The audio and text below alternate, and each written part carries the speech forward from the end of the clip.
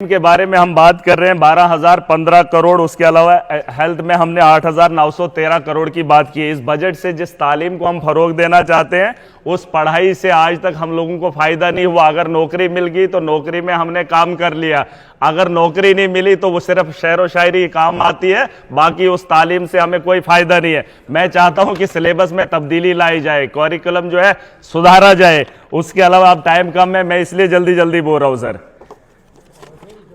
हम चाहते हैं कि अपग्रेड स्कूल होने चाहिए। जो प्राइमरी है वो अभी तक प्राइमरी है, अपग्रेड करना बड़ा जरूरी है। गांव अब शहर में तब्दील हो गए, आबादी बहुत बड़ी है सर, उसके बारे में सोचा जाना चाहिए। 200 रुपए लेने के लिए एक बच्चे ने कल प्रेमनगर में एक आदमी के ऊपर चाकू चला दिया। उस तालीम से हमें यह फायदा हो रहा है कि नशा आम हो चुका है। जम्मू के अंदर 200 रुपया पाने के लिए प्रेमनगर में एक आदमी ने दूसरे नौजवान को चाकू मार दिया सर। उस पढ़े लिखे तालीम याफ्ता के बारे में, जो एजुकेशन की हम बात कर रहे हैं, उसके बाद पढ़े लिखे नौजवान के बारे में हमने क्या सोचा है वो भी इस बजट में, इस ये जो पैसा भेजा गया है या एजुकेशन सिस्टम को बेहतर करने के लिए बनाया गया है उसके बारे में भी सोचा जाना चाहिए। उसके अलावा सर एनएचएम और एनआरएचएम, डॉक्टर्स बैठने को तैयार नहीं है। जो पढ़ा लिखा काबिल डॉक्टर है वो बाहर जा रहा है, उसे गवर्नमेंट की सैलरी अच्छी नहीं लग रही है। हमारा जो वेल क्वालिफाइड है, जो वेल ट्रेन है, बाहर से आया है और अपने क्लिनिक्स पे काम कर रहा है या बाकी जगहों पे धक्के खा रहा है।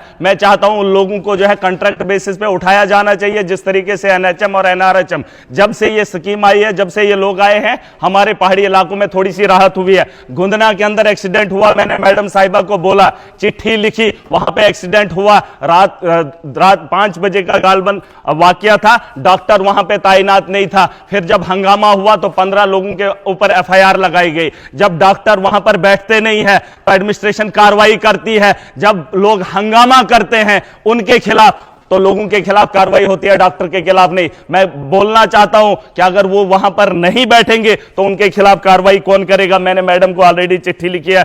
पीएचसी का 20,000 की आबादी है सर, गुंदना का इलाका है, 20,000 की आबादी है, लेकिन वहां पर एम्बुलेंस नहीं है। उसके अलावा मैं बात खत्म करूंगा सर, सोशल वेलफेयर की बात है।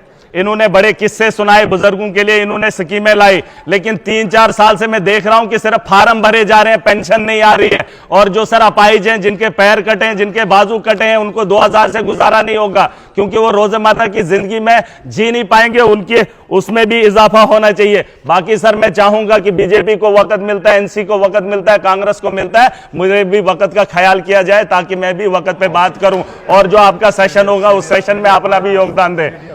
हाँ, सीडीएफ का भी सर ख्याल रखा जाए।